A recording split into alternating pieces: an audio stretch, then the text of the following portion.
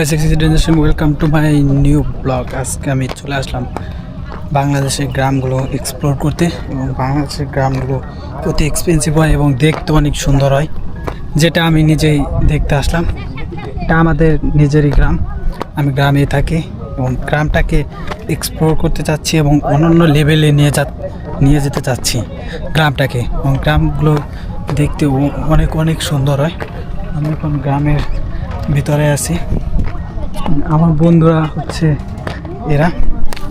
প্রচুর কাদায় যদি আমি আটকে যাই তাহলে করা যাবে না। আমি এখন যাচ্ছি একটা সেচ পাম্প দেখতে, যে সেচ পাম্প দিয়ে একদম মাটির তলদেশ থেকে তারা পানি উঠিয়ে তাদের ক্ষেত রোপণ করে, এবং দেখতে অতি এক্সপেন্সিভ। এবং মাটির তলদেশ থেকে পানি দেয়, যখন বৃষ্টি না হয় তখন ওই মাটির তলদেশ থেকে পানি এনে দেওয়া লাগে।